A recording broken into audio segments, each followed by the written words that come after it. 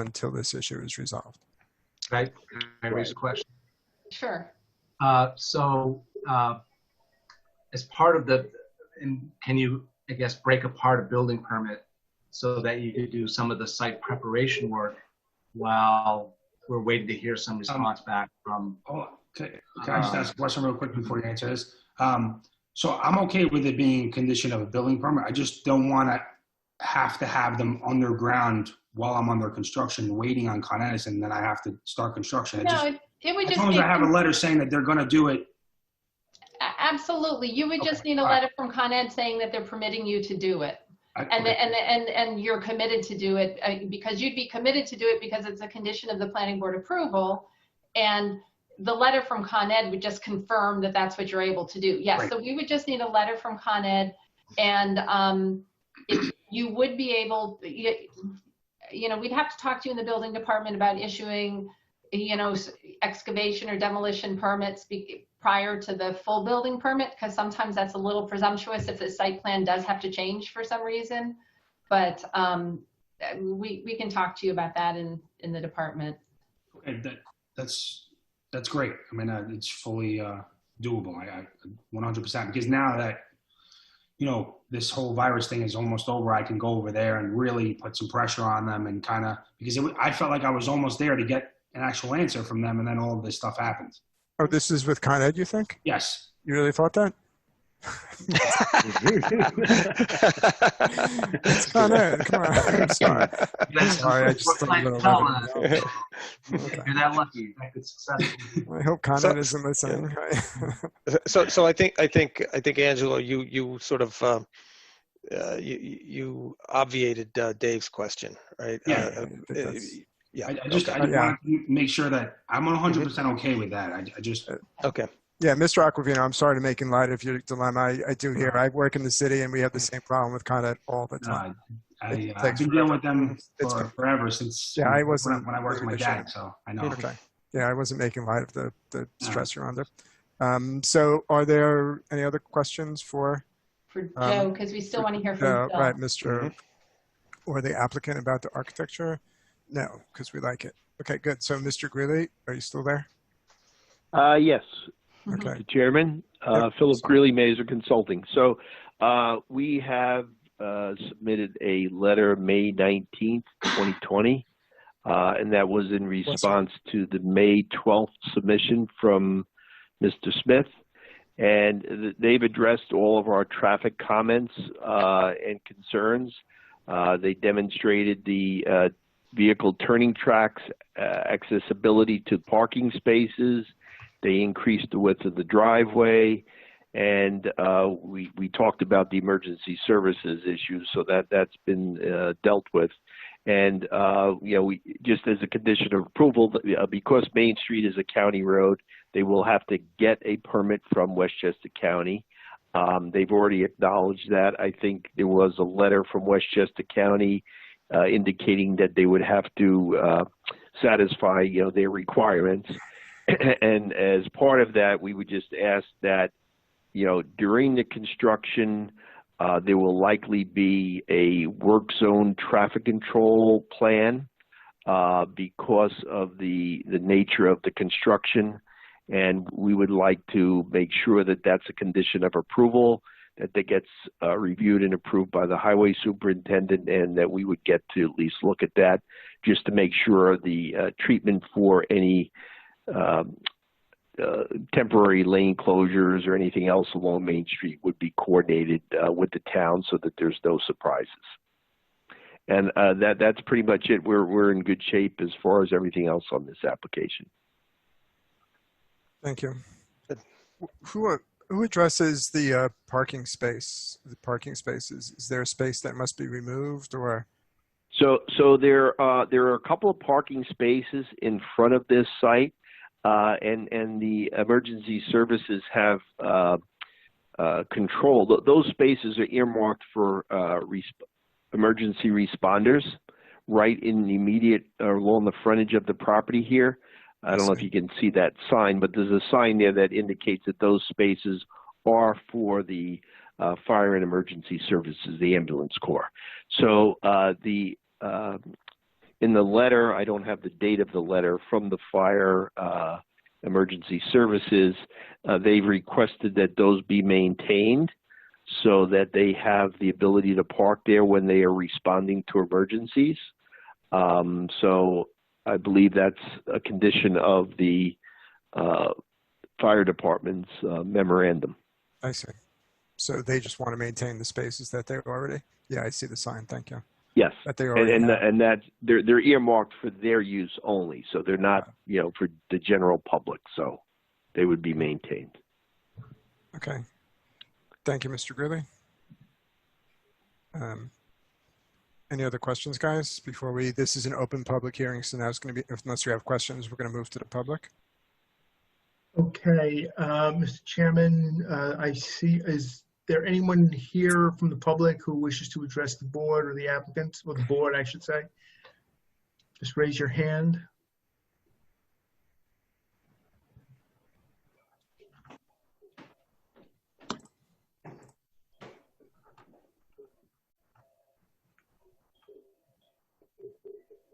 Okay, Mr. Chairman, I'm scrolling through the list of attendees and I see no hands that are raised. Good. Want to give it another minute, but otherwise I don't think there's any public comment.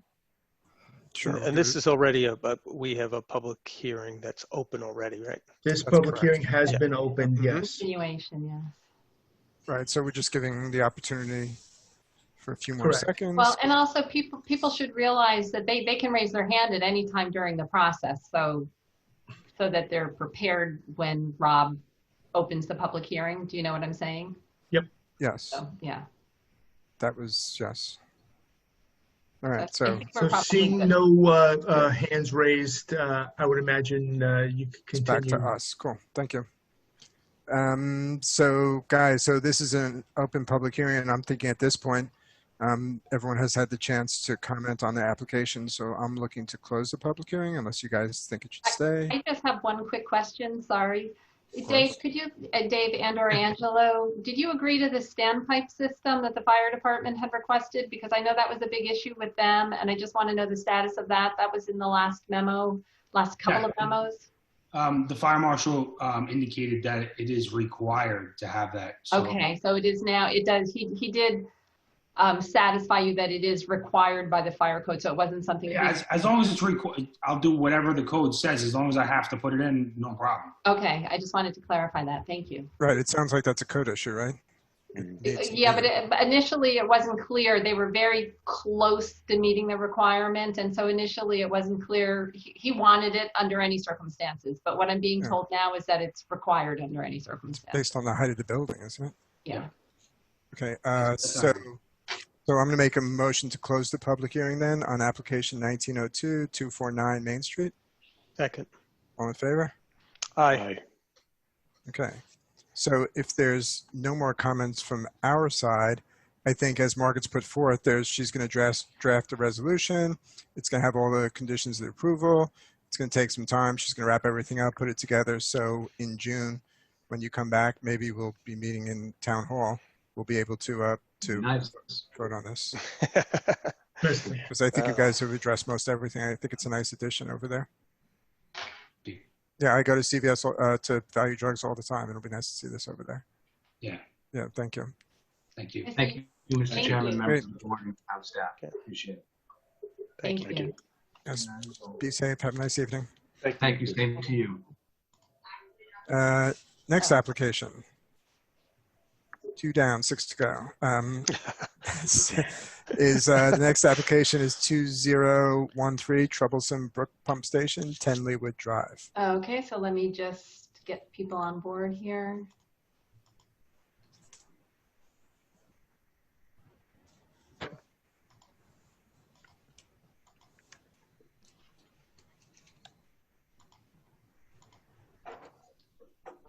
Mark, you have something of a Jeffrey Rush appearance. I believe that's the actor, you know, in the small screen.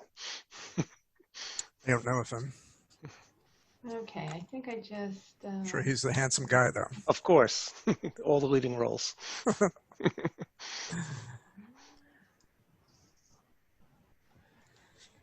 Hey. Let me see. I think, guys, that should be, am I missing anyone? Whoops, there's still, I see Lino and Joseph. Hello. And you should, let's see, Vince is, On, but has to turn on his audio and video. and is Fred there? I'm here. Can you hear me? Yes. Okay, good. Okay, can you I guys don't know. check? So we don't have any video for Fred, and we don't have any video, or can Vince hear us? Vince, are you on mute? Okay, You can see me now. so yeah, we see Fred. So Fred, Joseph, Larry, Yeah, I'm here. okay. Lino, I saw Lino. And then Vince, he's listed as a panelist, but he doesn't look like he has access to a microphone or a video. I just asked him to start his video. Margaret, I don't see myself. It's Mohammed. Oh, Mohammed, okay, I will promote you. And Margaret, can you hear me too? Who? Stephen Mafia, I think. Steve Oh, Mafia? Steve, yeah, okay, let me see.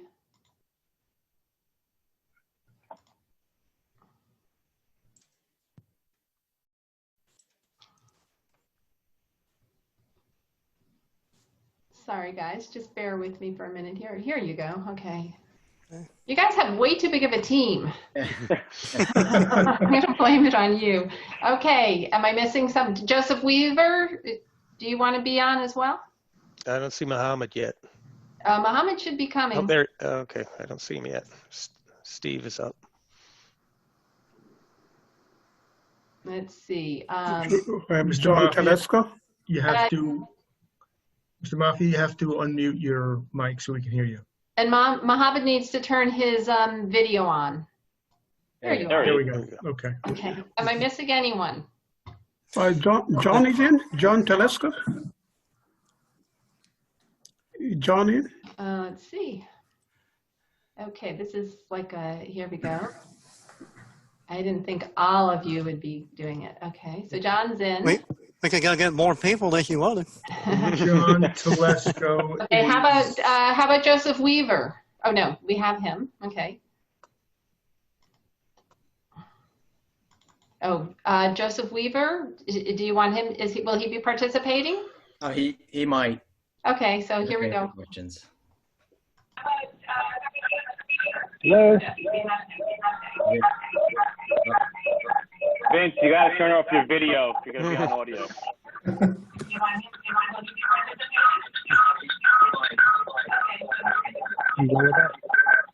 Vince, turn off your video.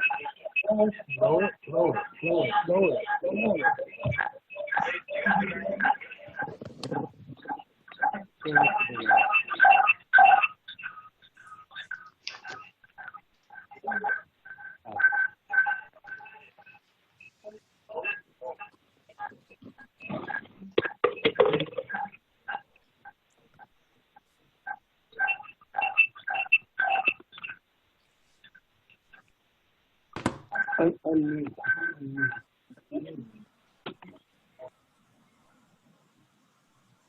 Is the call-in person on the line for the team? I believe. Let's see who. I think that's I Vince. muted He's them on because of the two background times. noise. Yeah, let me see if Vince was. I think Vince may have had the phone and video going on at the same time, or the computer and the phone. Okay, so let me see more. He's an attendee. I can unmute. That's how you can. Whoops. Vince. Okay, so I have Vince has audio but not video. Can he hear us?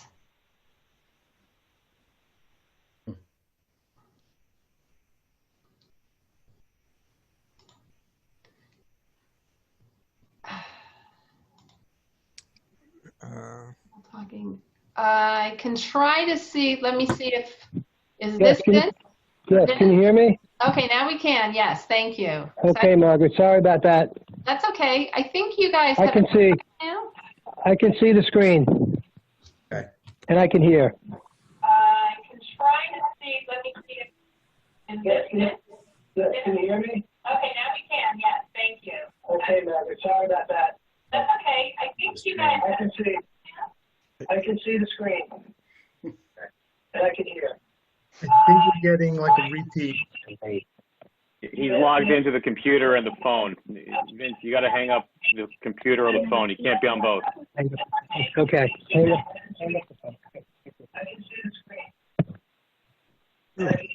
Okay.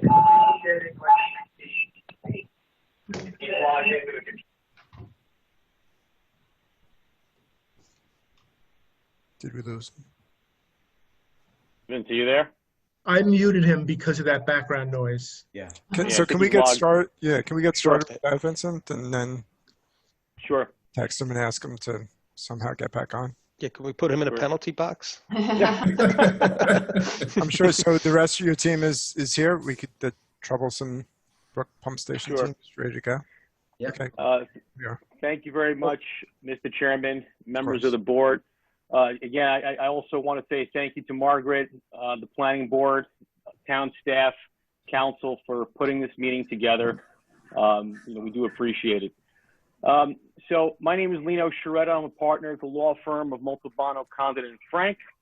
On the team this evening, we have a slide here just to show you who's on. We have from Suez, Mohammed Saligmir, John Telesco, and from Jacobs Engineering, we have John Bongiovanni, who will be presenting this evening.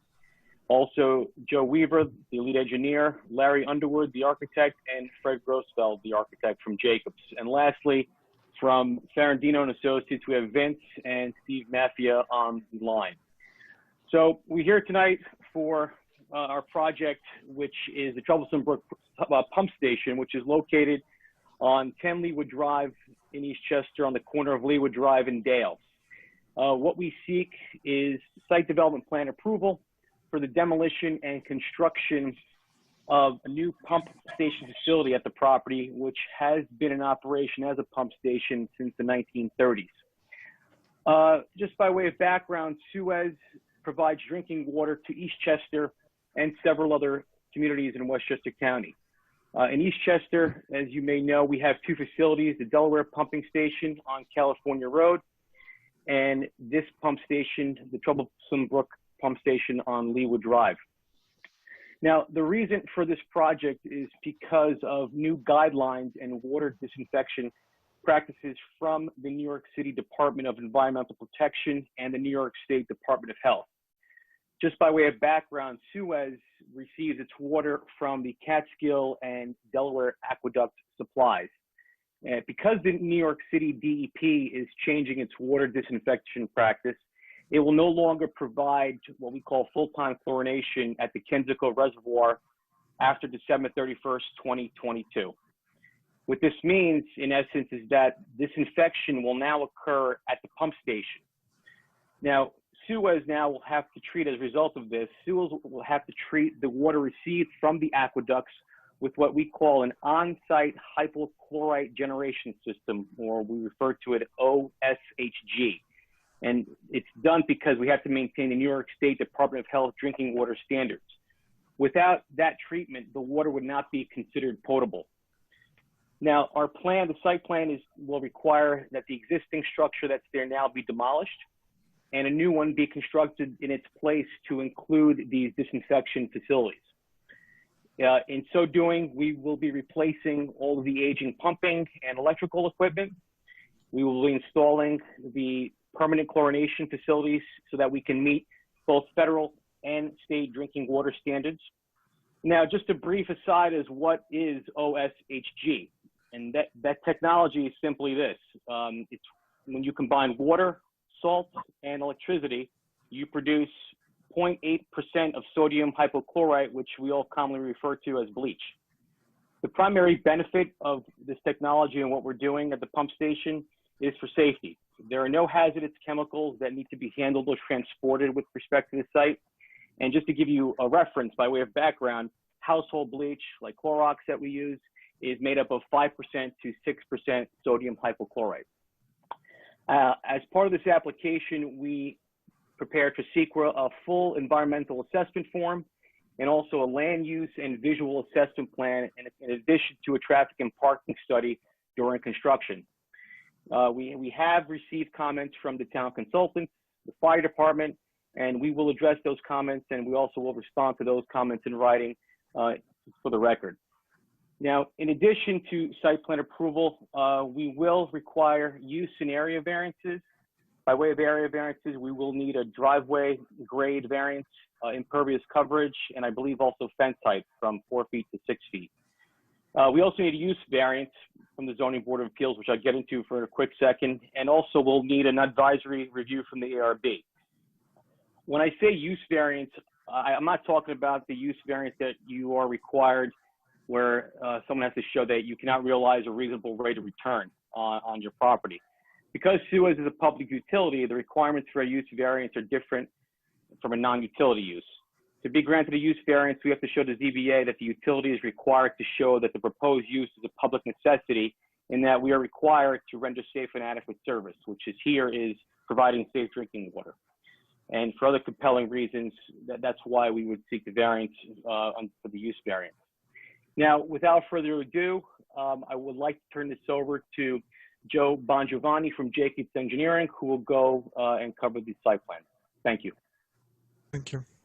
Thanks, Lino. Yeah, just to reiterate on this slide, Lino touched upon the technology that we've selected. There was an extensive study done prior to this project moving forward on different ways of disinfection.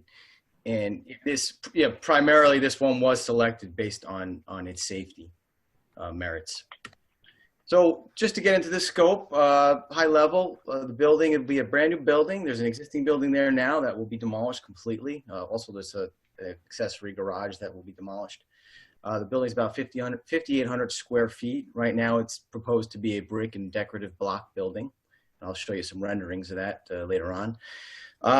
Building height is about 23 feet. It's consistent with the zone, which is residential 7.5. So we've tried to minimize the impact in height from this building as much as possible.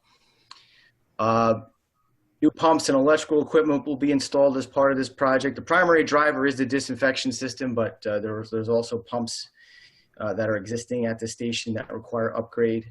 There's an existing emergency generator that will require upgrade. As part of the on-site hypochlorite system, there are a few storage tanks that will be necessary for the salt and the sodium hypochlorite itself. These are all housed within the new building. A lot of site improvements, need for a new stormwater system. Improvements from a site perspective, besides stormwater, there's a new driveway, a new fence, landscaping, some walkways for egress purposes.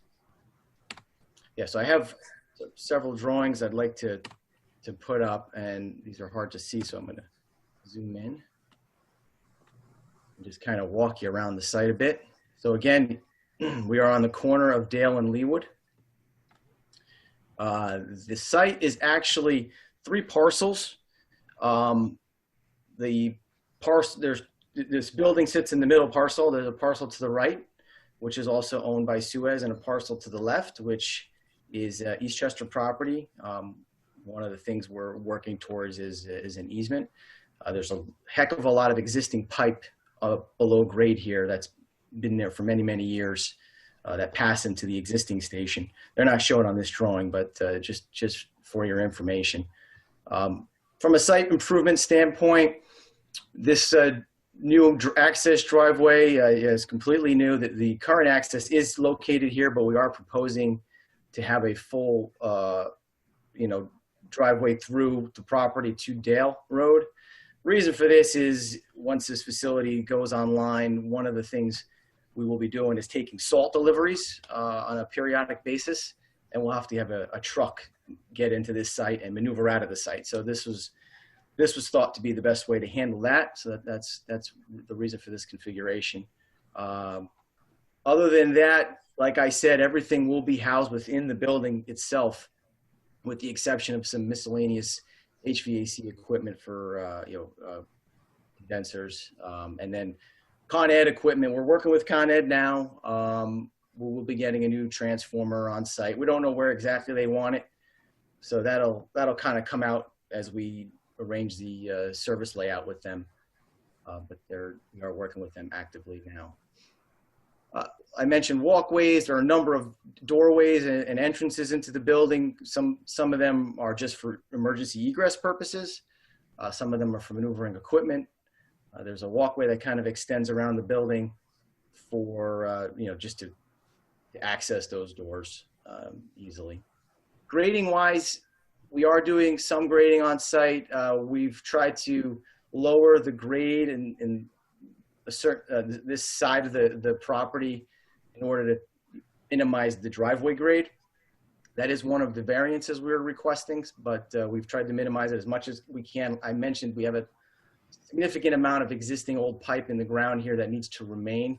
There's only so much grading we can do to chop this slope down. In the street on Leawood, we also have piping in the road that we will be interconnecting with. So as part of the project, we're showing a full curb-to-curb restoration in the impacted areas on Leawood.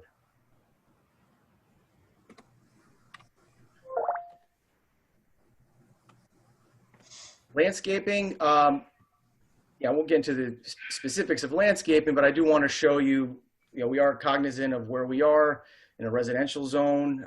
We have a golf club across the street. So landscaping is important, and we are really landscaping the majority of the property on all sides. So it's something obviously we'll work with the town on to get right, and certainly take your input on this, but we are intending on landscaping pretty much everything. Floor plan, I do want to show this just because it's, it's a unique building, right? We're doing something fairly unique here. It's a one-story building. There is a basement, which mostly houses pipe.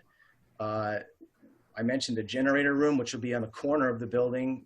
This is Leawood in this direction and Dale in that direction. We have an electrical room, pump room in the middle. The tank room is on the end. This is where our salt will be housed and where our sodium hypochlorite will be housed. The actual generation equipment has its own room. And then we have some ancillary rooms, a mechanical room, and there is a bathroom. There's a bathroom in the existing facility. There's a bathroom in this facility as well. I do want to mention just a few things. We are working with Westchester County Department of Health. They are the lead agency really reviewing anything related to drinking water infrastructure. So we are actively involved with them, actually received their first round of comments. Some of this will change, this layout will change as we work with Westchester County. We don't expect the building to change. I know one comment they had is they want some additional tankage in here, which will make this tank room a little bit bigger. This mechanical room might go in the basement. I just want to make the board aware of there are some changes coming about from Department of Health. Other than that, I think that is pretty much all I wanted to cover on the floor plan layout. Okay, so we do have some renderings. I have my architects available, as we finish this presentation to take comments and questions. I am not an architect, but we have several renderings we did, different viewports. This is from Leawood. We're at an elevated angle, but you can see the general design of the building, brick and banding with it's really decorative. It is supposed to be a flat roof with a parapet. There will be some equipment on the roof, mainly exhaust fans. I think that's really the only real equipment we're going to have up there. There's minimal AC in here. We have two rooms, the electrical room and the on-site hypochlorite generation room that requires conditioning. So there'll be two small units dedicated to those rooms, and heating will be done via gas unit heaters, so nothing substantial. This is another view. I'm towards Oakland Ave at this point, looking at the building. No decorative fencing all the way around. We are proposing a 6-foot fence, which is consistent with what's there now. Um, 6 foot's a little more, with security consideration, 6 foot is preferable to 4. Ground level view, just outside the fence. Again, you can see a little bit more detail of the building and the brickwork. I mentioned there were several doorways in and out from different rooms, emergency egress and other reasons. We do have an overhead door. That's something that is required just to move equipment in and out. The corner of the building, as I mentioned, is where the generator is housed. That requires a louver for cooling the generator when it does operate. This whole side of the building, the generator will be sound attenuated. It is an emergency generator, does not run very often, but we're obviously cognizant of that, of the noise level as well. And finally, just one more ground level view from the opposite side of the building. As far as what the station will be doing when it's all completed, it won't change much from what it's doing right now. It's an unmanned facility. It is monitored 24 hours a day by Suez, a remote control station that they have. The daily process would really be, everything's monitored, so it's really an operator coming to the site, doing his daily checks, making sure things are working correctly, maybe spending an hour at the site on a daily basis. Other than that, the only other significant reoccurring event is the salt deliveries, which will happen about 6 times a year. We'll get a large salt delivery to fill our tank. I mentioned the emergency generator. That's usually exercised on a monthly basis during normal working hours. It's a 30-minute test to make sure everything's running correctly. The facility will always be producing sodium hypochlorite. I shouldn't say always. It'll be producing it on a daily basis as needed. As the tank's empty, it gets refilled. And there are pumps in the station as well. They currently don't operate very often. I'd say about 5% of the time those pumps are used. So 95% of the time those pumps are not used. There are some benefits versus what we have out there now. One would be less noise. Currently the generator that's there is housed outside. So we are moving that into the building. Reliability is an issue. We are talking about drinking water infrastructure. We have a lot of old equipment. It's reaching its really the end of its useful life. So this project will certainly increase reliability. We like to talk about resiliency and redundancy, and the design of this facility that certainly takes that into consideration. Everything is, N+1 design, so we have backups for all the major systems. And the landscaping will be professionally designed and it will be maintained, which will be nice moving on, since this will be a fixture for a long time. Construction is expected to start the first quarter of 2021 and finish up the last quarter of 2022. As mentioned by Lino in the beginning, it's, we're being mandated to do this by New York City DEP. They have a time frame for this to happen, and this is what we've committed to. And finally, I wanted to just go, this is construction and there are impacts. I wanted to go through some of the major impacts and just discuss some of the mitigation that we're doing.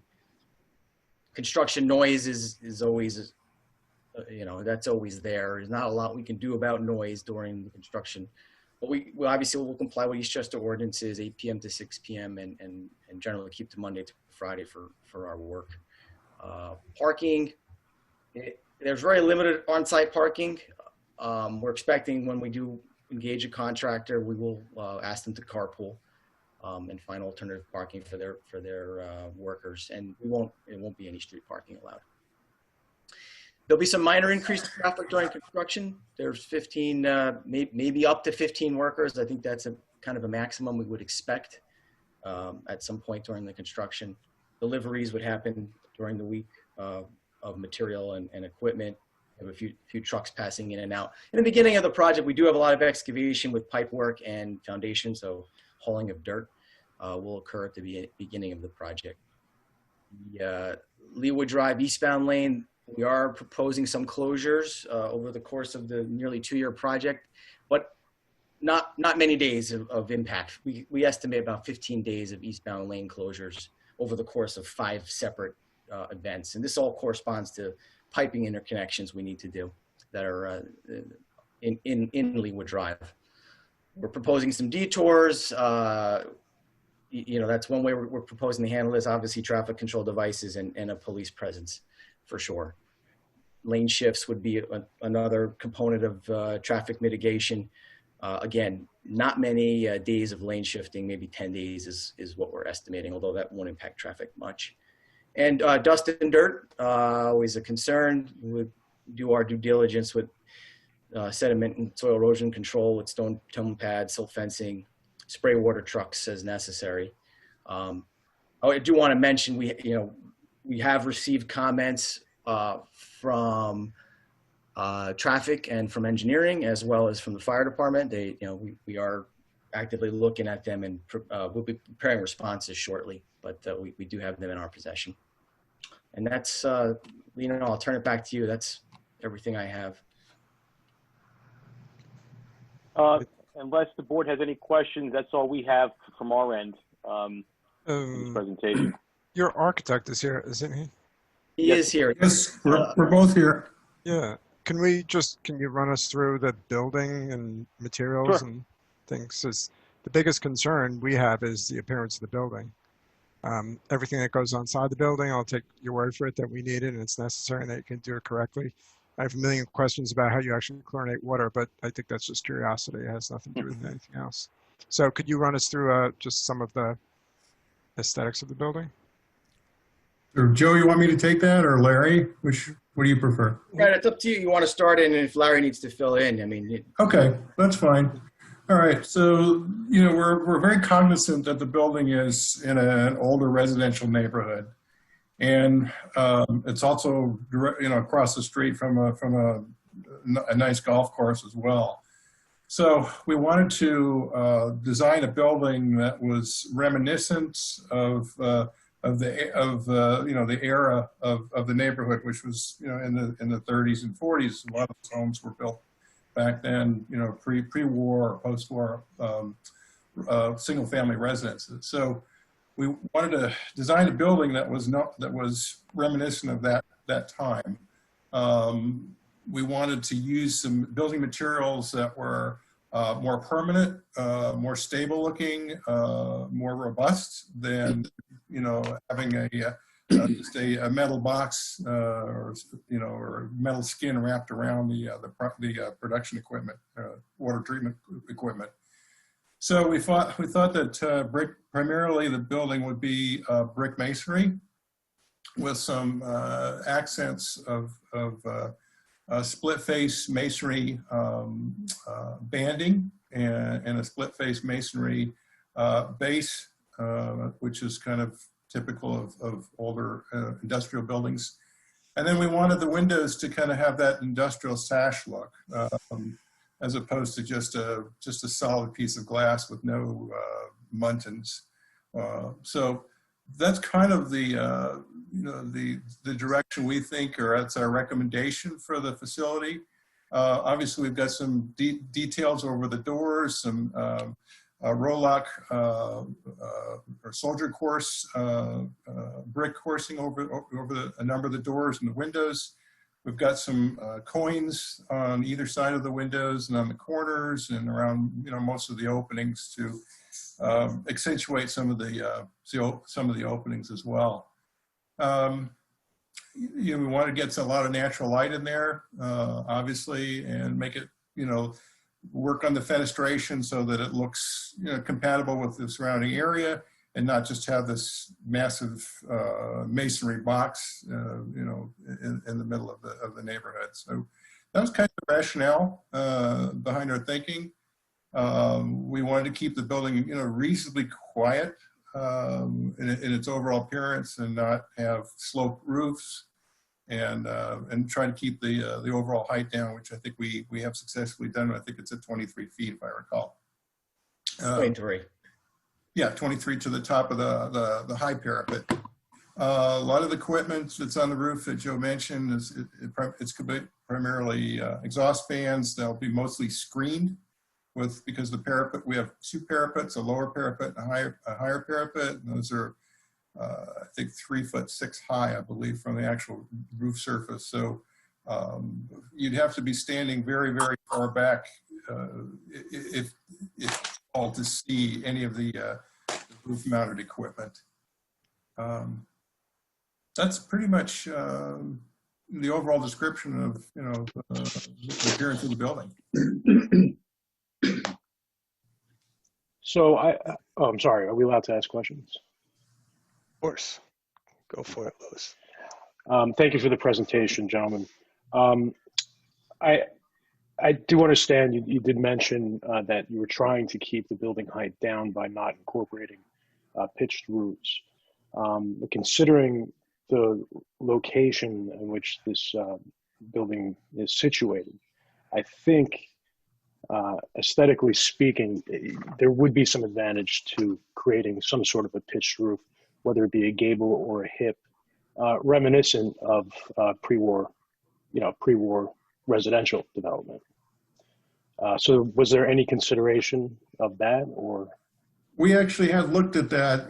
This has been a work in progress as far as the elevation development. So at one point, we did have some. I think the middle section of the roof was pitched, and obviously it's considerably higher than we're presenting now.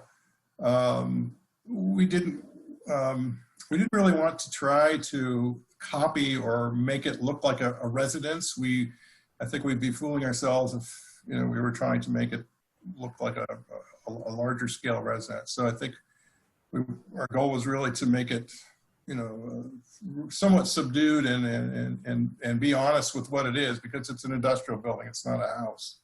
So that's kind of how we address that. Also, the buildings that are there now are very industrial looking. They have flat roofs on them also, not changing the appearance of what is currently there now. That's correct, Larry. This is Mark Cunningham. I'm one of the board members. What I would like to see is well, first of all, I agree with Louis completely, is that it's an industrial building in a residential area. So that's an issue. The other part of it is that this elevation you show here, which is coming in from Leewood. This is the Leewood elevation, right? Do you guys have an actual of what it looks like from the Dale Road side? Because what you're showing there is trees out in the distance. There's not that much room on this corner. And it's a very, very heavy traffic area at this corner. It's also a traffic nightmare at that corner with traffic coming from the tunnel, which is called the Babe Ruth Tunnel, by the way. It's a very small one way. You only can get through one car at a time. So, my concern would be, traffic flow 100% would be a big issue there. And also the fact that this driveway goes through and dumps out onto Dale. It's a very sharp turn. And I'm not sure how you would sort of be putting the trucks. Should be putting the trucks into a route to go back up Leewood or to go down Dale Road and then drive through town. I would ask Steve Mountjet to, Mr. Cunningham, this is Lena. I would ask Steve, our traffic consultant, to address that point. Well, that's the one thing is the traffic flow. But my other real concern is that when an elevation showing what it actually looks like, the driveway coming out onto Dale Road. Because what you depicted in this rendering is not what it looks like there. Well, let me start with this responding. Sure. It is once the facility is up and running, it will be visited by a truck maybe 6 times a year. So there's not a significant or hardly any traffic flow in terms of trucks or vehicles going in Leewood and out onto Dale. The truck, as Joe had mentioned, that does deliver the salt will exit onto Dale. We're expecting that it will turn left and head south on Dale towards the village. Again, it's minimal in terms of impact because we're expecting 6 truck deliveries a year. The station, as was also mentioned, is unmanned. There's a single operator who visits the site once a day, and that vehicle, small truck, probably will pull into the site, in and out of the site on the Leewood, at the Leewood driveway. So the use of the Dale Road driveway and any movements through that access will be extremely limited, and then only a truck once every 2 months. I hope that answers your concerns. In terms of traffic during construction, we are in the process of responding to comments and concerns that were expressed by your traffic consultant. And as Lino had mentioned, we're in the process of putting together a response to all of those concerns. Sure. So just to, one more question regarding the truck. It's a full-size truck, right? It's a 18-wheel delivery. Yes. It's a I forget the classification. Joe Weaver, if you're on, HS20, right? You can answer that. No, that's all I needed to know. It's a full truck. Yes, it is. Sure. So, hey guys, so I think we're going to hear from Mr. Tremelli and see his comments, and then we'll continue asking questions of the applicant. So, is Mr. Tremelli still around, or? Sure. Yep. You can hear me, right? Yes. So we had received, we had a staff level meeting some time ago with emergency services, fire, our office, traffic, and the applicant's team. I think it was very productive. As a result, we received plans, the April plans that you see before you. We had provided a review on those plans dated April 21. You have that before you this evening. I'll just go through it briefly, aside from some of the smaller technical details that we easily work through. They noted one of the 3 parcels that is owned by the town, and it's currently being used for their purposes. I don't know the details of the easement agreement there now, but I imagine that maybe requires some modification to describe the proposed uses.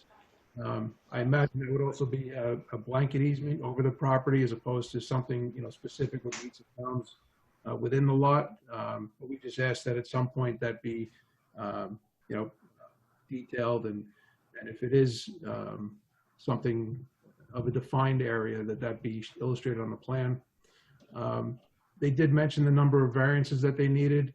I believe they also mentioned, although not, I think, on the initial submission, the need for a variance for the driveway profile.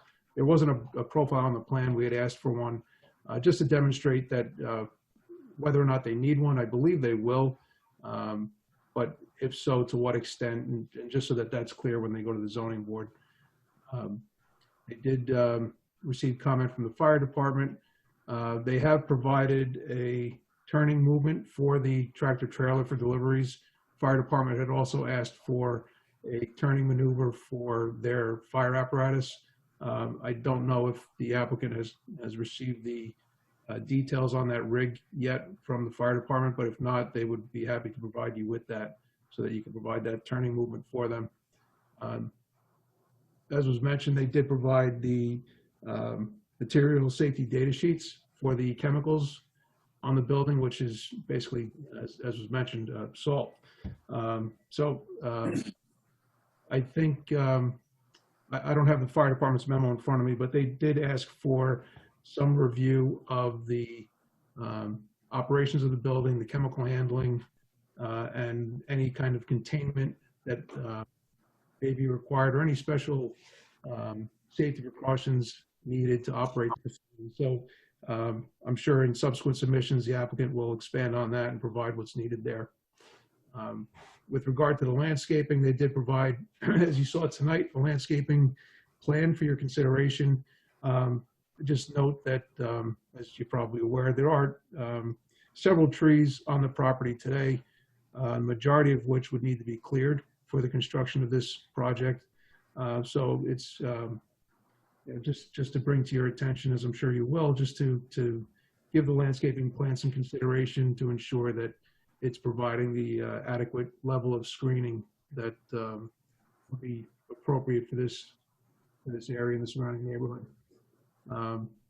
With regard to the construction, we would like to see a little bit more in the way of a construction sequence, more detailed timeline, means and methods as to how they plan to manage materials.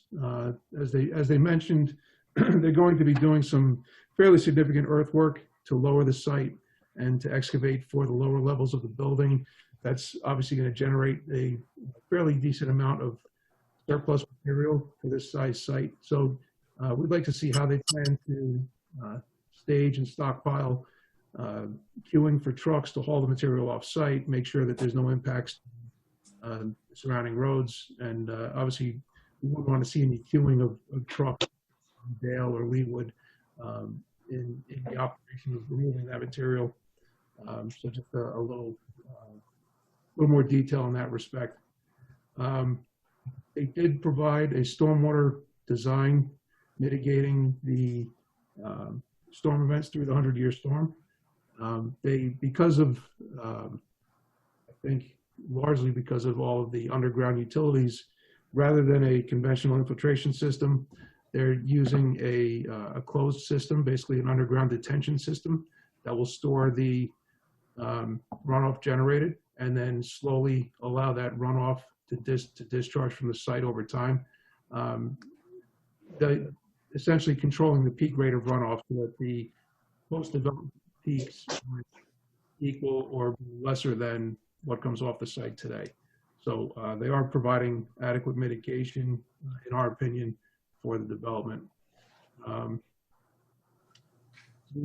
Let's see, I think, I know Phil will speak more to this, but with regard to traffic and detours and disturbances on Leawood Drive and surrounding roads, I know they're showing a limit of resurfacing on Leawood. We'd like to take a look at that a little bit closer with the highway department and obviously get a better understanding of the level of disturbance to the surrounding roads, that the intersection of Dale and Leawood, the driveway connection to Dale, that those extents might need to be broadened a little bit, but that will develop, I'm sure, as the project advances. Two things that I neglected to include in my memo, and just listening to the presentation tonight came to mind. With respect to the generator, it's a positive move, obviously putting the generator inside for sound attenuation. They did mention that it would be exercised once a month for about a half an hour. Just wondering, it would be, I think, beneficial if we had some level of sound study or an anticipated sound generation, especially with the residential properties immediately to the south. Some sound report from the applicant would be beneficial. And then just a quick question regarding the gates at both Dale and Leawood. Understanding, of course, that the tractor trailer delivery would be maybe every other month, but with the daily traffic from the maintenance personnel, just wondering if there'd be enough room, or I'd recommend that the gates be set back far enough so that the technician can pull off the road completely to allow himself the ability to unlock the gate, open the gate, and then enter the property without having to leave his car in the street to do that. So unless you have any other specific questions, that's just a general overview of my last memo. Thank you. That was very thorough. It's back to us, guys. Questions of Mr. Tramelli or the applicant? Right, I agree with you. The question of noise, I think there should be some idea of what the attenuation is and what the levels are when the generator is running. But one question regarding noise also I'd like to ask of the applicant, is there any noise associated with the pumps that's different than what's there now? Will that be heard, or any vibrations or anything, or there would be nothing to the surrounding neighborhood by that, I imagine? That's, I guess, a question the applicant could answer at one point. And I just jotted down a few more things. And I guess we could go back to the applicant with these as far as smells or any sort of odors or anything coming out of the pumping station that would be picked up. How is that monitored, or will there be any? And then at one point, did we talk about site lighting or any lighting on this in the architect's presentation? So I guess this is back to the applicant. If you could just address those three issues. So you had odors, site lighting. What was the first one?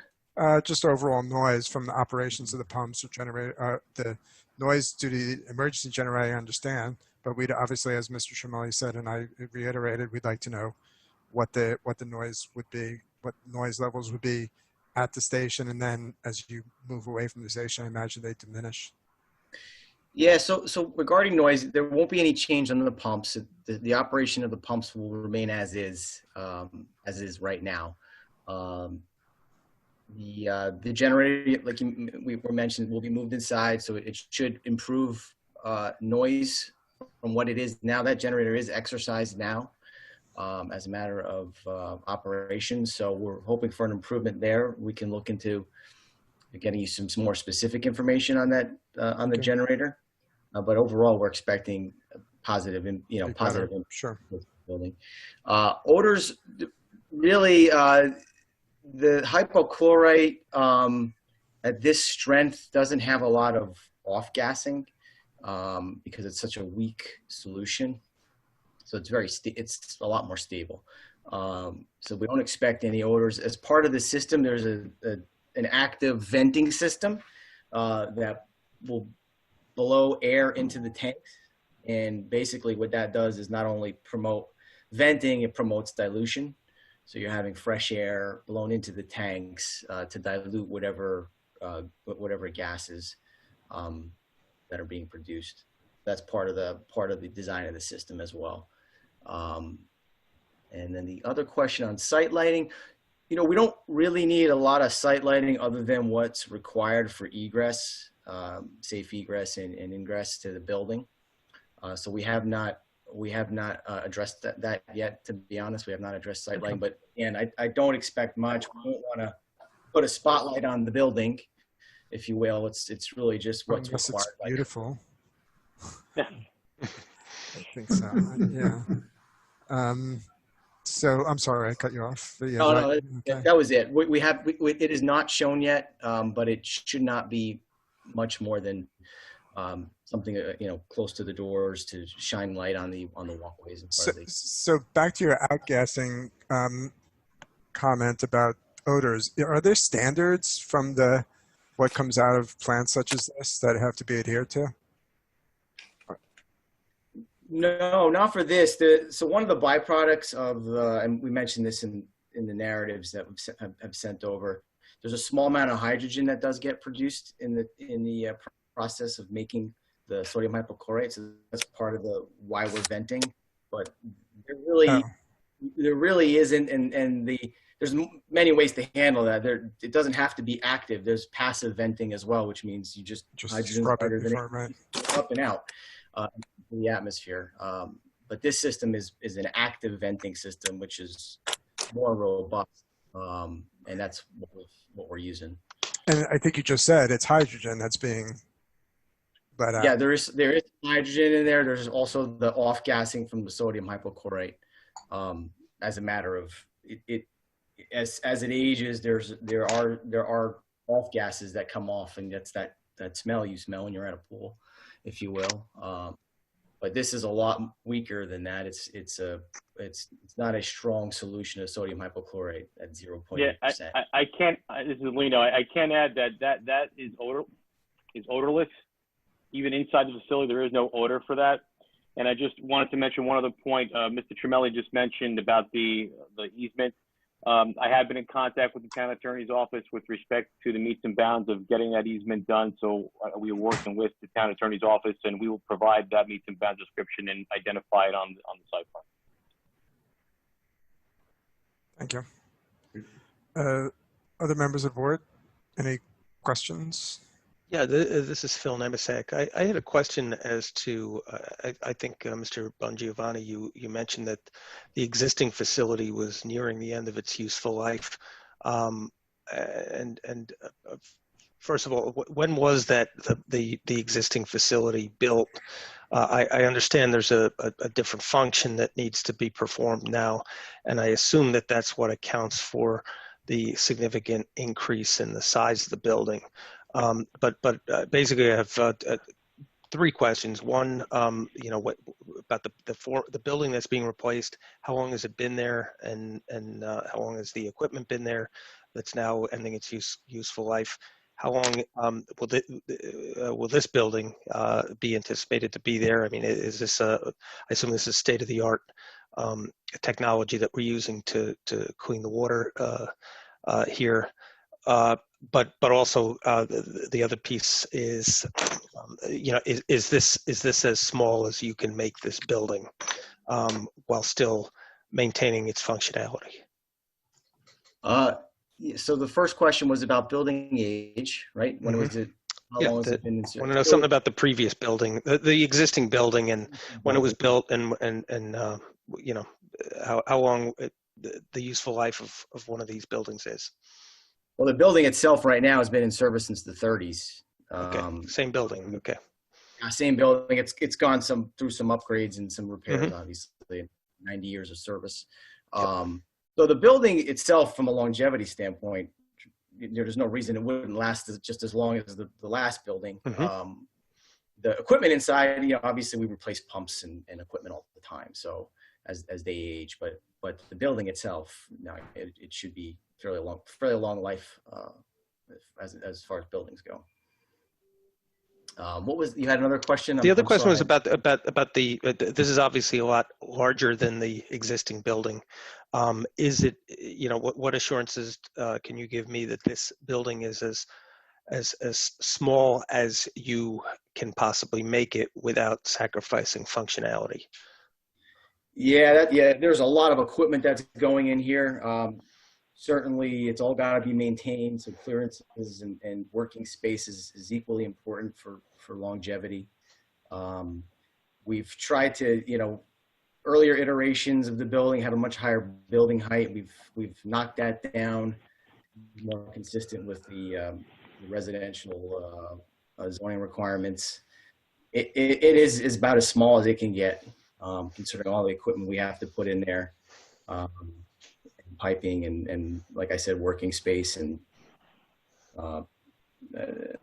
that's really what you saw the layout with all the need for the additional tankage. We know we're getting comments from Westchester County Department of Health too, so some of the stuff might get moved around and more space might be taken up. We have some provisions for that as well. Okay, thanks. Any other comments, guys? Okay, so I'll say it. The character of the building, I understand it's trying to be, you want it to look like an industrial building, and you did a good job. It does look like an industrial building. Actually, some of the details that were pointed out by the architect, I'm sorry, I didn't remember your name. You don't pick up from unless you move in. Like, I don't know if you can see the coining from the street, or is it just the way the rendering comes up? There are a lot of details. Not that that you've made an attempt to do it. Will you see those from the street, or is it just that we've sort of zoomed in it in this rendering? Right, the brick courses and the soldier courses, and someone driving a car past isn't really going to appreciate that. Is there something, if we were to continue down this vein with the architecture, is there something we could do to sort of soften? Can you soften a building that's an industrial building? Or Jim, can I just interject Please. something too Yep. very quickly? Fred, did you consider if the original pump station, Joseph, did you say that was built in the 30s? Originally in the 30s, it went under some renovations. In like I forget when it was. Maybe in the 90s. John. 90s. I think that in the 90s with the facade, if I recall. Right, and that facade is the EIFS, the engineered. Oh, it is. Okay. Yeah, that's what it is right Oh, now. really? Wow. Thank you for not putting that up here. But some of the, I'm not- it's similar but different from what you're proposing, and it has some similar detail, and yours is a lot more subtle, which I guess is what you were going for. But. Yeah, there's a rhyme to his reason. But, we can't accentuate some of the, coining and the soldier courses over the windows and other things to kind of showcase or accentuate that detailing. If it's, right now the rendering probably doesn't do it any justice as far as the level of detail that was. Yeah. So. I know Mr. Campagna is asking if you can, make it look more residential. I don't, So- you one path to go here. Is there a way to go back to the floor plans for a second? So, okay. So this plan here is the actual first floor plan? Correct, and there is only a first floor. We do have a basement. Okay. So, and then the height of the building. So I'm not sure how tall the mechanics are inside the space, the mechanisms that you're installing here. But the height of the building seems to be, it looks like a 2-story building, although there's only one floor that's occupied by equipment. Is that correct? Correct. It's 23 feet tall to the Parapet. eave. Yeah, you're right. To the bottom of the parapet. The driving factor in that height is the tank room. And then as we move across the building into these more mechanical spaces, we don't need as much height, but it would look a little, I guess because of the way we set it up, we wanted just to maintain that roof elevation until we got to these 2 rooms, which require much less height. The mechanical room, we do have to move equipment in and around, so it would require cranes, and there's certainly lifting heights and hook lengths that are considered with that. So you do need more headspace to make picks and lift things. Okay. That's pumps, motors, things like that. Yeah.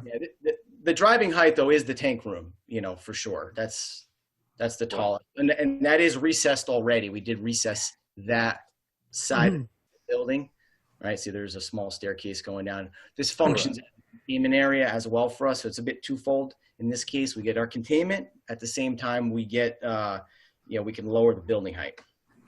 Mm-hmm. Okay. Yeah, that's recessed down, I think, at least 4.5 to 5 feet or so to that lower level. Right. Otherwise, how tall are the tanks? 28 feet. Right. How tall are the tanks? I believe I have the dimensions on here.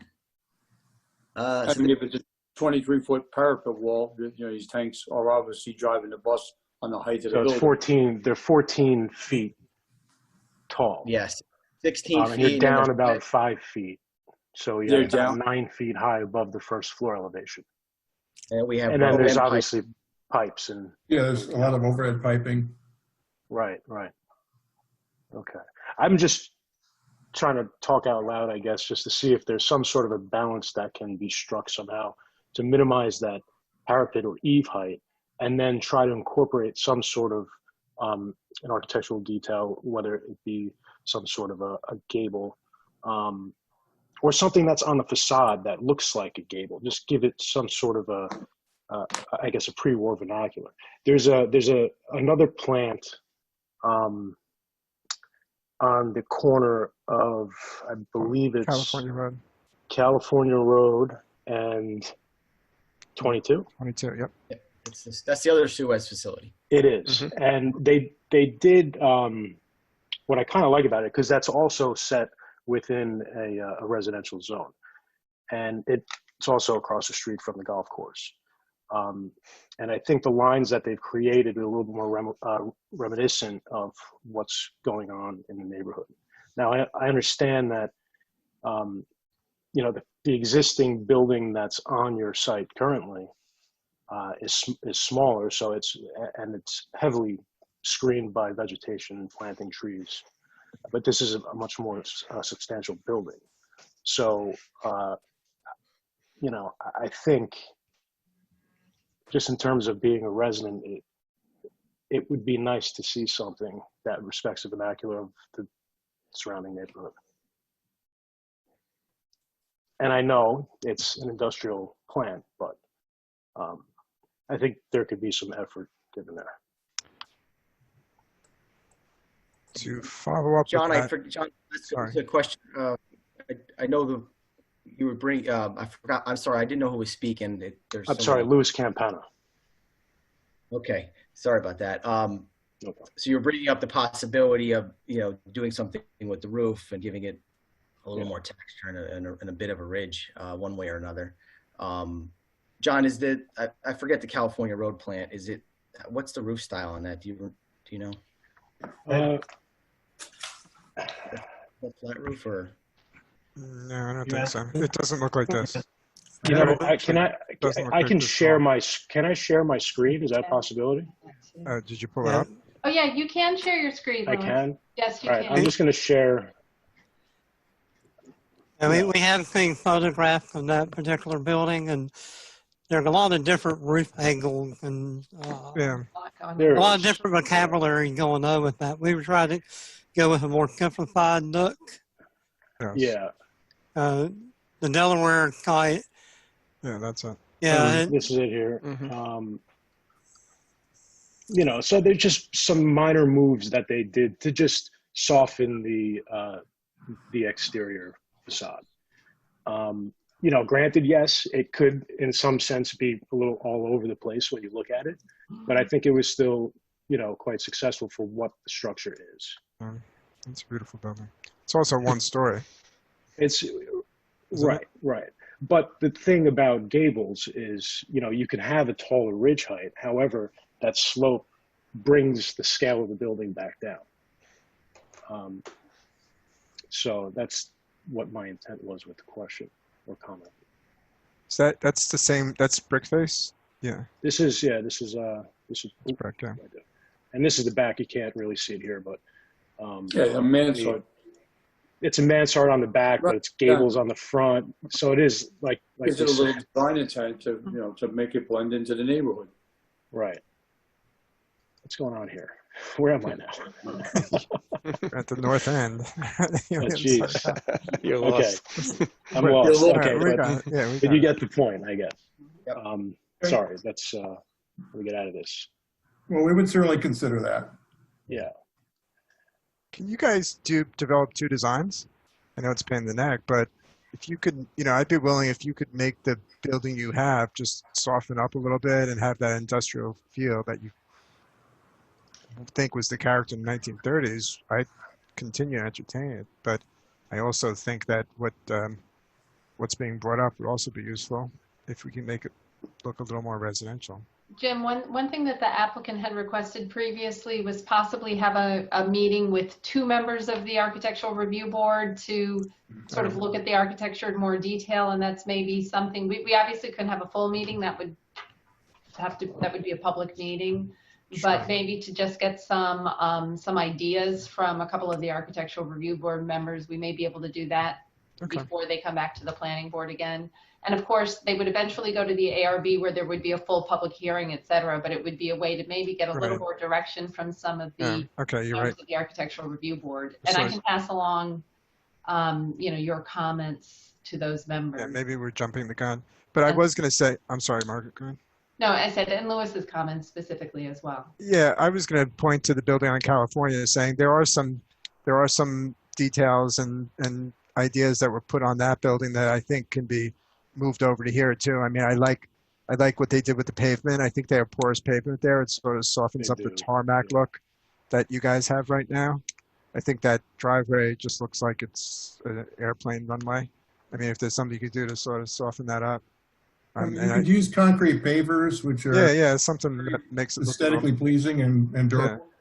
Right. I mean, if you could look at things like that, and then of course the landscaping is, every tree is being cut down. It's a beautiful. You don't even see the pump house now because it's shielded by all the trees, and I would like to understand the landscaping that's being put back, if it's gonna, how much it's really gonna shield or add back, how big the trees are ever gonna get. And so I think if we talk again, I'd like to see the landscape. I know you could probably show me now, but if you could show it again when you come back, more detail about the landscaping, I'd appreciate that. And also an elevation from the Dale Road side, Yeah, an authentic elevation of the driveway coming out onto Dale and what that side will look like from the street. Okay, that's easy. Oh, wow. Sure. No, we develop all four elevations and do it rendering like what you saw there today. Appreciate Yeah, that. the Leewood elevation was good. Hey guys, I just realized we have to get to Mr. Greeley and then we have to do a public hearing. So I'm going to start moving a little bit. Yeah, it is 10:15. Yeah, holy cow. Mr. Greeley, you still awake? Yes, we're going strong. Okay, good. Mr. It's Chairman. You have the mic. Okay, good evening, everybody, again. Just a quick recap. I won't take a lot of time. So we reviewed the April 6th submission, and our April 15th letter outlines a series of, I think, around 19 or 20 comments for the applicant to address. I think Mr. Bongiovanni addressed a few of them, cursory, and Mr. Mafia indicated that they will be responding to those comments. Just a couple things. So the majority of those are really concerns about during the construction of the facility. The after construction and after operation comments are relatively minor, as pointed out. The visit by the operator and Joe Tremelli and I have kind of the same comments relative to that, in terms of just making sure we could get the vehicle off the road, because it is a very heavy trafficked area there. So that's a kind of a detail that can be worked out. And it's pretty apparent, but I assume that gate will be closed at all times, except when either a delivery is there or the operator is visiting, because if it was kept open for any length of time, people may try to use it as a bypass of the light. But I think it's pretty obvious that it will be closed at all times, other than when the operator enters, for security reasons. So the only other post-construction comment, I guess, relates to even though the number of deliveries is limited 6 times a year, the path that it would take, and again, getting out onto Dale Road at certain times of the day could be very difficult there because of the congestion near the Babe Ruth golf course access tunnel, as Mr. Cunningham referred to it. So I guess the other concern would be, once the truck leaves the facility, heads south on Dale Road, and then Dale Road actually turns into Columbus Avenue as you go further south. As you're approaching that area, the roadway narrows down very significantly. At times, it's difficult to get 2 passenger cars even to pass one another. So the trail of delivery would have to continue down to Fisher Avenue to get back up to 22, and we would just like to make sure that they could accommodate the turning movements at that intersection, because it is very tightly constrained there. Again, it's not a lot of vehicles over the course of the year, which is important, but I think we still need to have some demonstration or some conditions, because number one, we don't want those deliveries to be occurring when people are rushing to get to Crestwood Station to get on the train, number one. And, there's certain times of the day, 10 o'clock to 12 o'clock in the morning, traffic is much, much lighter. But I think those are the post-construction areas of our comments, and I'm sure the applicant will address all of these. during construction, and some of these were partially answered tonight relative to lane closures and routing of traffic during construction. Now, in one of the plans, there was actually a lane closure on the Jacobs plans drawing M as in Mary, P as in Peter, T as in Thomas, number 4, had shown an actual closure of Leawood Drive. And I assume that that's off the table because the closure of Leawood Drive between Dale Road and Oakland would cause some other major concerns. But I assume that that was a proposal that is no longer on the table. And we'll just need clarification on that. And also the number of days, I think Mr. Bongiovanni indicated that they were talking about approximately 15 days over this 20-month plus period that they would have to do some sort of a lane closure.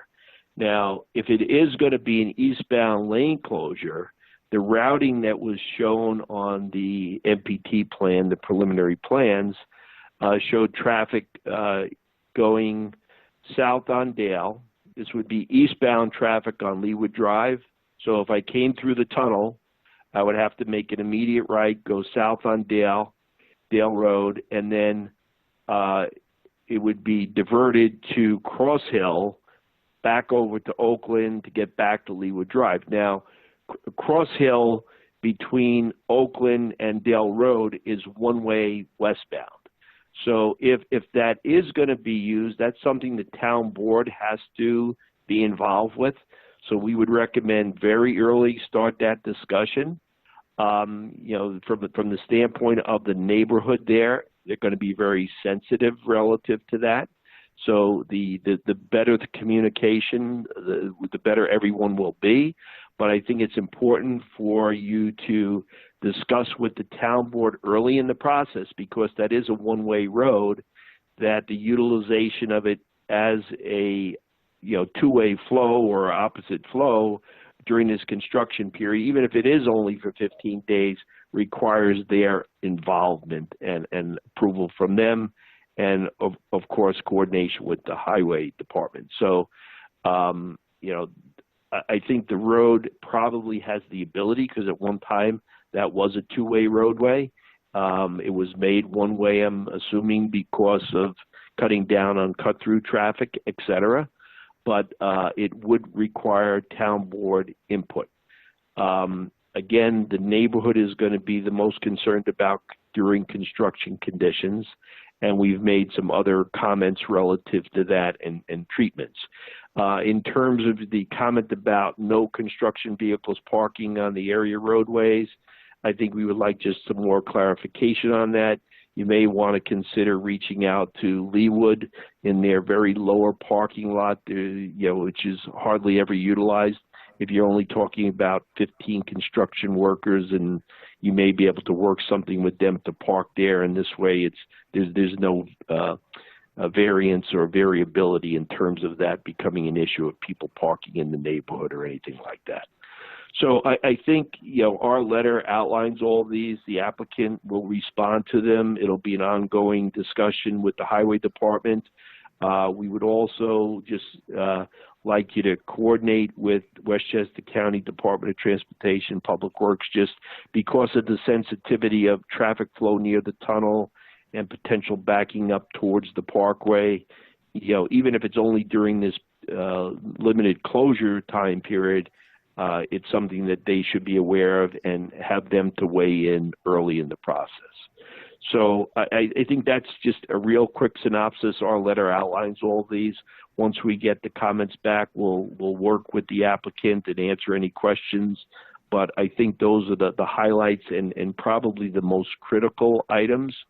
If it's only going to be a short duration diversion, that's probably less of a concern. If it was going to be a longer duration, we had recommended possibly look at some alternates of creating some additional width within the right-of-way on the golf club side to possibly maintain two-way traffic there. But again, the discussion has to start with the town board, even if they were amenable to a temporary use of Cross Hill as a two-way road, because if that can't be done, the diversion route for the traffic is not very simple, and it would impact the neighborhood. And you know, Leewood Drive, as they had indicated in their traffic study, you know, carry 6,000 vehicles a day, or roughly 600 vehicles total both directions during peak hours. So it is a significant existing traffic volume that would have to be diverted during this construction period. So I think those are kind of the highlights. And, you know, once we get the responses back from the applicant, we'll continue to work with them. Great. Thank you, Mr. Greeley. Some very interesting points, and I'm sure you guys will work through them. I appreciate you hanging with us, but have a nice evening. Unless you guys have any comments. From, Anybody, any questions or questions, comments? Mr. Greeley? Just had a few, just some quick overviews, basically, of Mr. Greeley's comments just now. And yes, we appreciate his heads up about checking in with the with the town board regarding the detour. Yes, the complete closure of Leewood Drive is off the table. We're looking at only an eastbound lane closure for a short period of time. 5 days, I think, was the number that Mr. Bongiovanni had used. And we looked at Cross Hill because it's the shortest route to get around the site and back to Leewood Drive. In our observations of the field as far as traffic is concerned, we noticed that there's the one-way sign and the do not enter signs exist only at the Dale Road end of Cross Hill. In fact, we observed the residents from the two houses that are on Cross Hill between Dale and Oakland going in both directions from their driveways when they use that section of Cross Hill. So it's really, I think the signage there is really, as Phil, Mr. Greeley had mentioned, is there only to keep people from using Cross Hill to avoid the light at Dale Road, keep traffic from turning into Cross Hill from Dale. But we're going to coordinate that with the town board. If we pursue that particular detour route, we will coordinate anything we do in terms of detours with both the county and, of course, the town highway department, so that they're aware of when and what we're doing. Also, in our approach to anything we do in Leewood, we're making sure that we have the proper work zone traffic control devices, including traffic cones, barrels, flagmen, and off-duty police, Eastchester Police Department personnel to help with the detouring and to make sure that it's done in a safe manner, that any emergency traffic that's trying to get through the area has priority, and that we will make sure that happens. There are times when work in Leewood Drive will not require a detour, but will require shifting of the lanes. We also have that in the maintenance and protection of traffic plans, where we maintain 2 lanes of traffic on Leewood. They're just shifted over towards the golf course and away from the side of the roadway to do work like rebuilding the curb and anything that's right up against the edge of the pavement on that side of the road.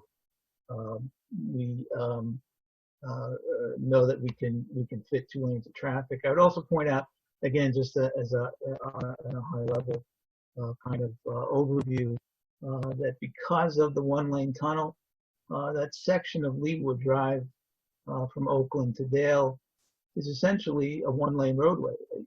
You only have 1 lane of traffic operating at a time because of the light and because of the situation at the tunnel. So you either have westbound traffic moving or eastbound traffic moving past the site, but rarely, if ever, do you have two-way traffic on Leewood Drive passing the site, again, because of the way the signal operates, and alternating traffic is allowed through the tunnel, eastbound and then westbound. So again, that in a way makes the detour, makes the lane shifting easier, because we're only dealing essentially with one directional flow at a time, either eastbound or westbound, depending on what the light is allowing through the tunnel. And then I would just repeat that what we've done is we do have the memo from Mr. Greeley, and also a letter from the fire department, which I don't think had anything significant about traffic, but we do have those comments, and we are working on a response, and should have it relatively shortly back to the town. Thank you. That's all I have right now. Great, thank you. So, okay, if we, the board, don't have any more questions, this is a public hearing, so we have to open the public hearing on this.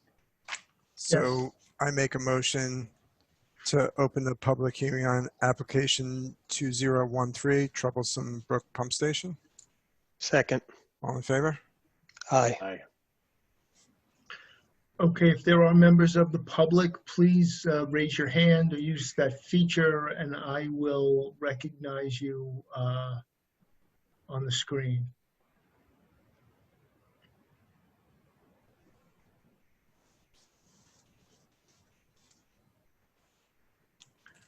Okay, Mr. Chairman, I don't see any attendees raising their hands to offer comment to the board.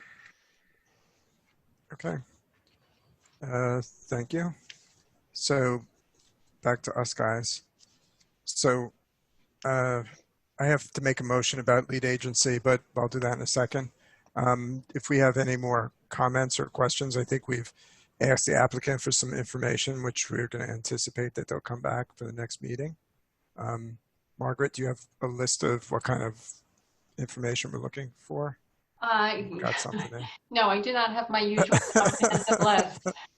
Yeah, I'll coordinate. I hope they were listening then. I was definitely listening, but I think a lot of it's incorporated into Joe Tremelli's comments, Phil Greeley's memos, the fire department memo. So I'll coordinate with the applicant in the next couple of days, and include. I have taken down your comments with regard to noise studies, etc. Okay. But if it's okay, I'll coordinate in the next couple of days. Great, thank you, Margaret. Good. So then. Thank you. So now I'm just going to make that motion to be lead agency. So guys, here we go. I make a motion that the planning board declare its intent to be lead agency for the secret review of application 2013, Troublesome Brook Pump Station, 10 Leewood Drive. Second. All in favor? Aye. Aye. Aye. Great. Thank you, team, for Troublesome. It's very troublesome pump station. Good name. Good name. Yeah, I'm going to ask you at another meeting what that's all about, right? Thanks. So, Thank you. Mr. Chairman, Thank you. We're keeping the public hearing open on this? Correct. Yes. Yes. Thanks, gentlemen. Sorry we kept you so late, but our night's just beginning. If you want to stick around, stick around. You can help us out. Thank you. Thanks, guys. Thank you. Thank you very much, Mr. Chairman. Thank Members you. of the board. You're welcome. Thank you so Thank much. you. Thank you all. Appreciate it. So, Now, thank you. you're welcome. All right, guys. Good night, everyone. I didn't really mean that. All right. Everybody. Good night. Okay, the next application. The next application is application 2005, Grace Lutheran Church, 59 Grand.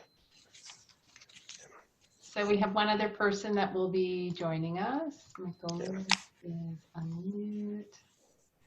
So, let me see if I can do something to change the lighting to see if I look a little better. Oh, there. I got it. Who's on the planning board?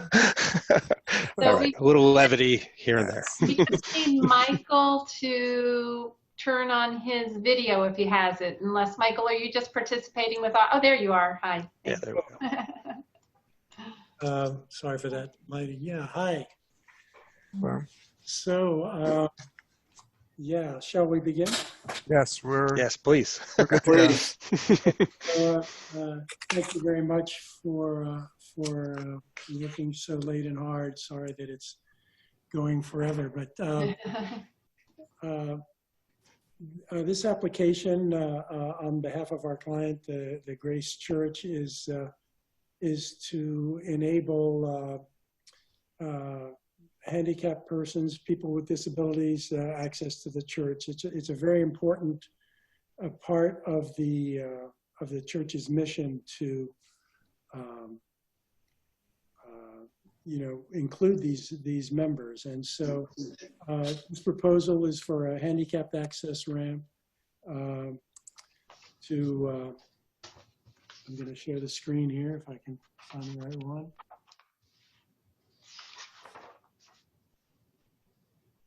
Is that drawing coming up now?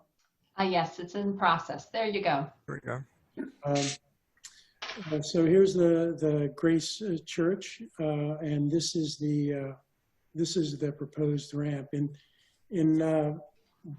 In looking into the various factors and designing this ramp, we considered a number of materials: masonry, wood, and aluminum, and a couple of locations. There are really only two locations for entry. One is here, which obviously we used, or through the main entry on the east side of the church. After considering the functionality, protecting the existing trees, the visual characteristics, the code requirements, and the costs, it was very clear to us that the aluminum ramp system seemed like the best approach.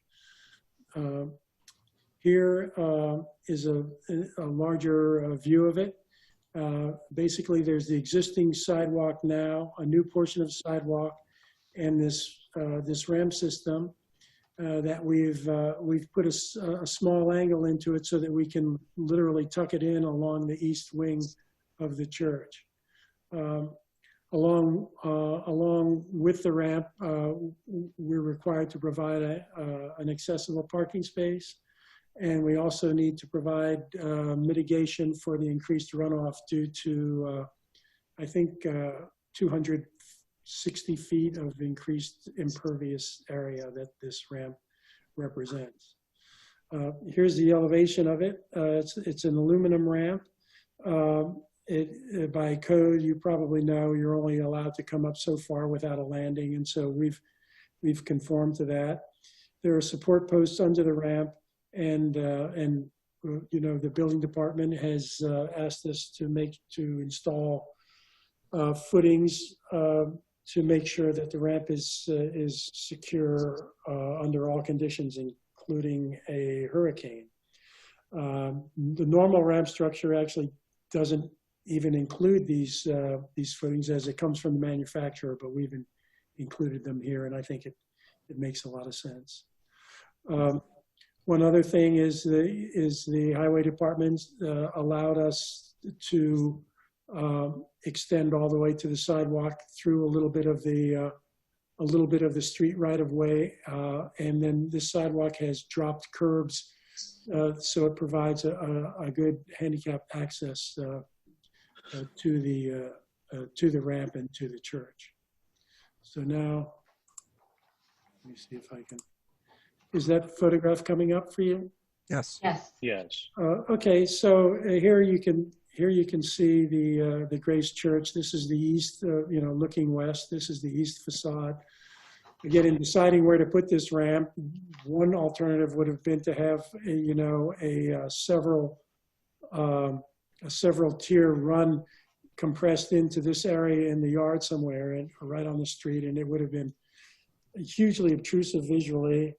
The alternative was to come into the door around the side and bring the ramp in over here. So that's what's proposed now, is to come in along the side. You can see this is the side view of the east wing. You can see that as the ramp comes up, I think it increases in height of about 48 inches or so from this point to this point. As it comes up, we'll need to prune these trees, but we've looked at them pretty carefully, and we can prune them while maintaining the canopy and these sonotube footings needed to support the ramp can be dug by hand in a way that we think will be able to maintain and protect these trees without damage. And that was I think an important consideration in terms of of protecting the beauty of the church, because these really add a lot to sort of nestle in that whole wing of the church. I guess the only other thing would be that the proposed finish of the ramp is a clear anodized aluminum, and that's consistent with the railing system at the front of the church that runs along this raised porch, handrails at the stairs, handrail at this stair, and handrail at the stair that goes down to the lower portion of the church, which serves a nursery there. And so we think that the finish blends in fairly well. It also matches these not matches, pretty much matches. I guess these are also a clear anodized aluminum. These light fixtures, which will remain. This porch will get removed, and again, this is the door that will be used for the entry. The ramp will come up to the level of the threshold. That is really about it. Happy to answer any questions that you may have. And we also have Ann Tiermeyer here. She's the pastor who I think would probably like to say a few words about the mission of the church and the importance of this ramp. Sure. Let's allow her an opportunity to speak, and then we'll come back and ask you more questions. Okay, I'm going to jump off of the screen share. Yeah, don't go very far. Great. Thanks. Good evening. I'm the Reverend Ann Tiermeyer, and I'm the pastor at Grace Lutheran Church at 59 Grand Boulevard. I want to thank you for the opportunity tonight to share a few brief words on behalf of the members of Grace in support of this application. We met with the Architectural Review Board back at the beginning of March and was on the agenda for the Planning Board March 26th, but that meeting obviously got postponed. In preparation for these 2 March meetings, we not only mailed out the required notifications and posted the public notice in the newspaper, but a small group of our church members also back on Sunday, February 9th, went out in the neighborhood and hand-delivered letters to all the neighbors explaining the project and letting them know how they could let us know any questions or concerns. And we were met with all very positive responses by the neighborhood. Back then, at the beginning of March, I also wrote up a letter that I wanted to share with the Architectural Review Board and you as the Planning Committee. And when I opened up that document this week and reread it, all I could think was, boy, what a difference 12 weeks makes. Some of the letter now sounds rather odd, particularly the last section when we talk about the use of the building, given that we haven't been able to worship or meet in the building since March 13th. Our congregation has learned new ways to connect by virtual worship and prayer time, by Facebook and Zoom. But as we start, and as we all start to begin to find our new normal, the people of Grace have already begun to prepare plans of how we can return to the building for worship and meetings, and our preschool can reopen in a safe and healthy way. And thus, the need for a ramp still continues to be relevant. So tonight, I just want to simply read the letter I prepared back in March, despite the fact the ending sounds a little funny to our new ears.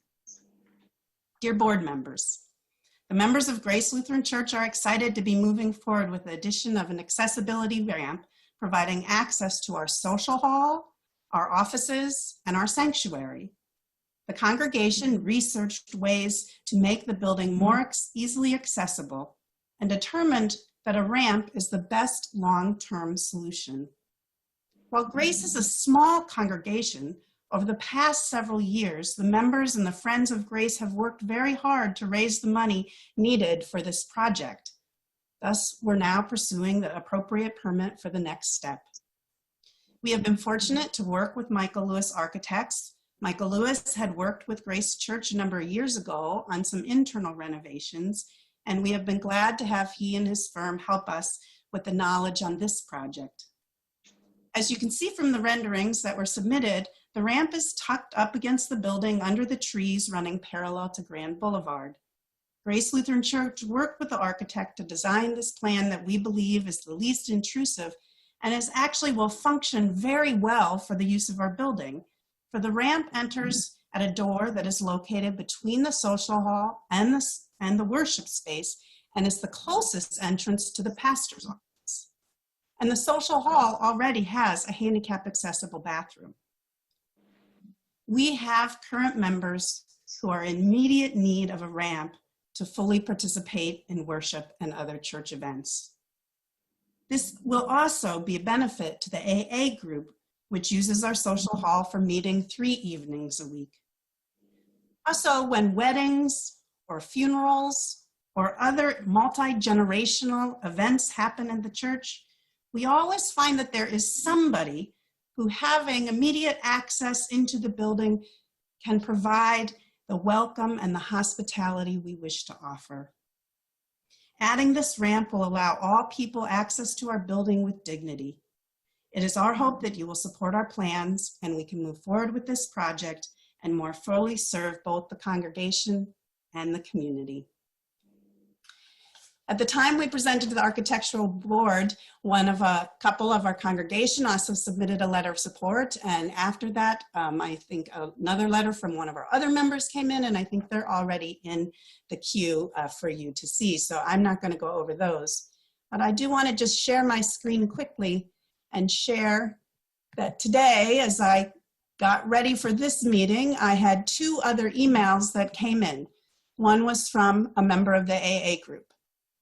The Carry the Message group of Alcoholics Anonymous have been using Grace Lutheran Church for close to 6 years.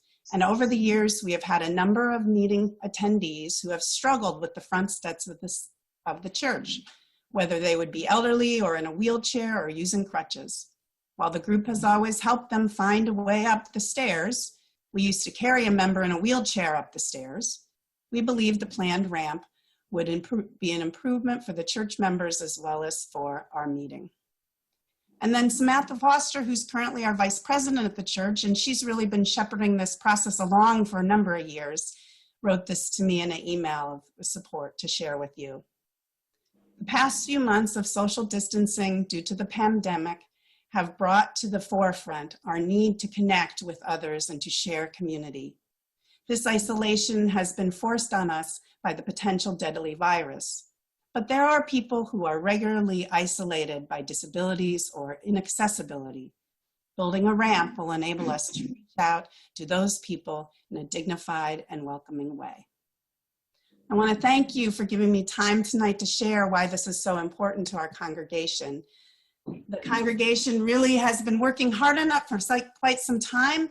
And although things have shifted and changed around us, we still really believe this is a great way to offer a building that can be used by the community and the church in a more hospitable and welcoming way. So thank you very much, and glad to take any questions, as I know Michael will as well. Thank you, Pastor. We unequivocally agree with everything you have said. There's no doubt that we think it's very important to the congregants and that they be allowed a respectable way to enter into the church. And it's a beautiful church.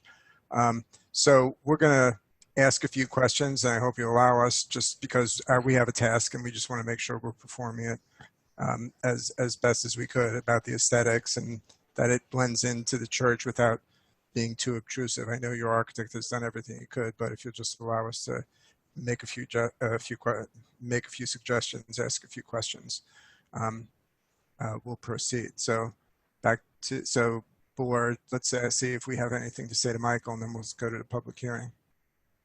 And I just want to say 2 things very quickly, just to let anyone that's watching know. We did receive letters previously, and I think the pastor was referring to these, that you received from Beth and Gregory Smeda, and then also from David DePasso, both in favor of the application. So, and you did receive those in your packages.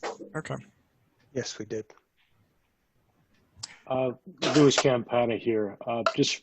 Can you go back to the elevation, exterior elevations?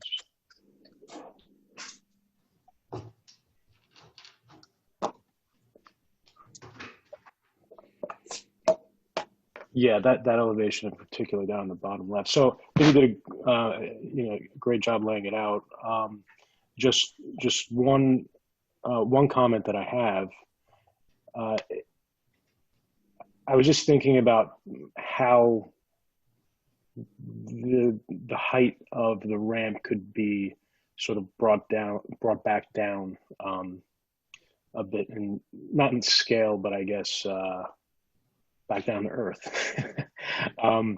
Is there a way that you can incorporate some sort of screening at the underside of the ramp, just to, I guess, cover the post, just not raise the ground, but do it with the use of planting? Mm-hmm.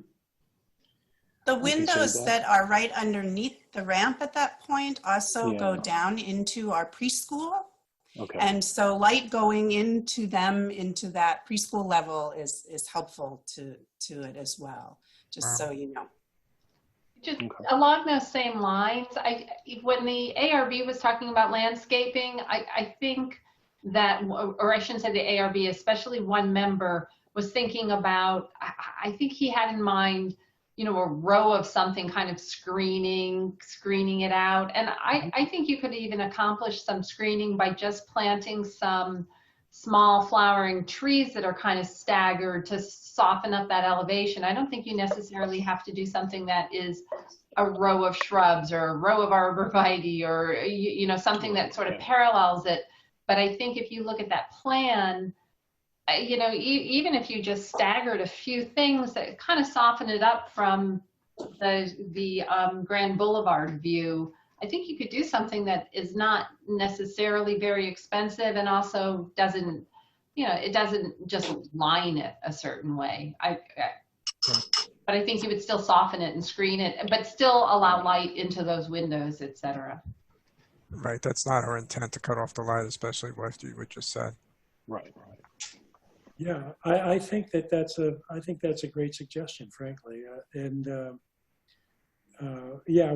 were not showing plantings here. I think we were sort of putting this forward in a fairly basic way, but I have to agree. I think that's a great suggestion.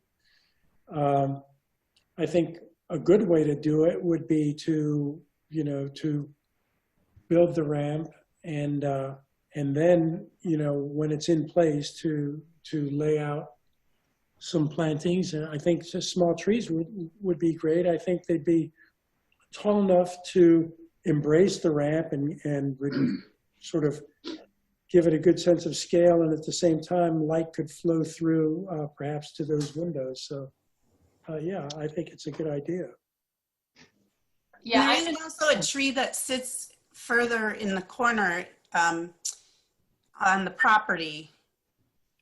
You can see it in the upper right hand. So there are some other, there's a church sign and there's some trees that also, when you look at it, it doesn't look quite that stark. But I think I certainly understand the desire and interest that it doesn't look Temporary ramp, right?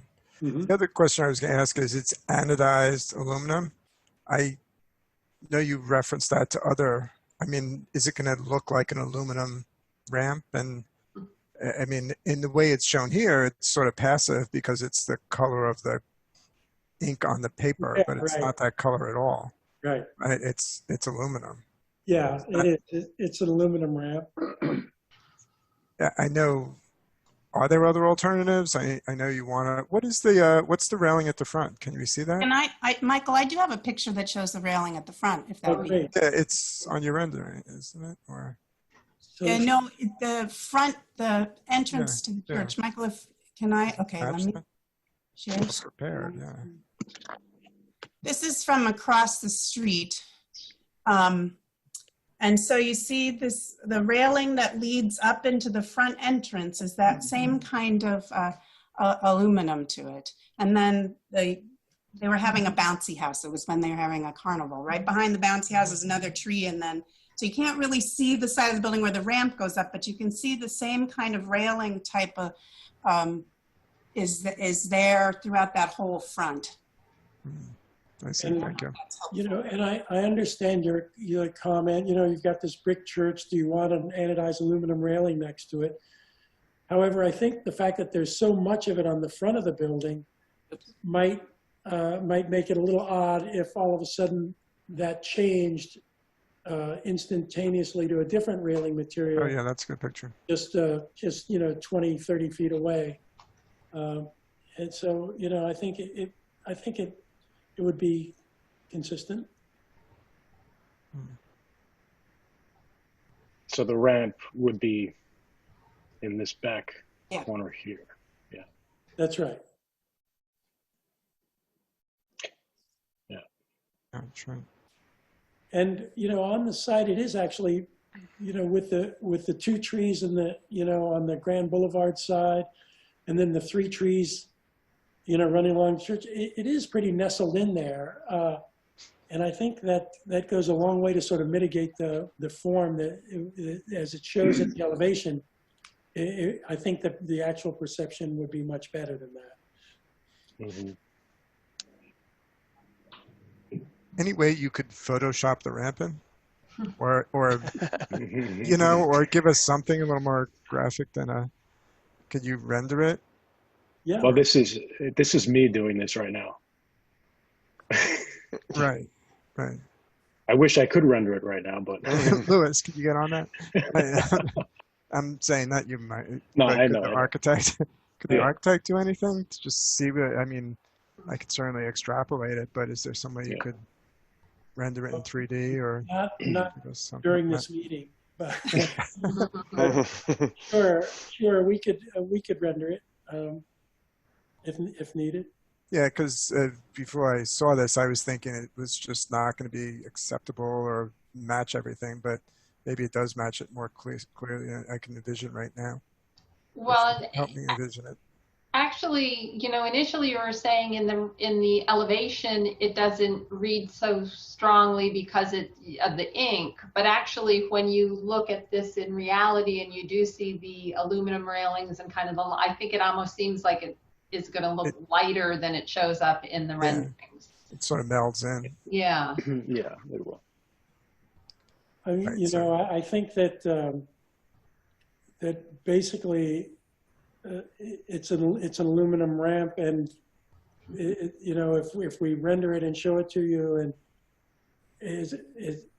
we're not going to have any easy way to change that ramp by the things that we're rendering on it. I think that it's we can certainly do it,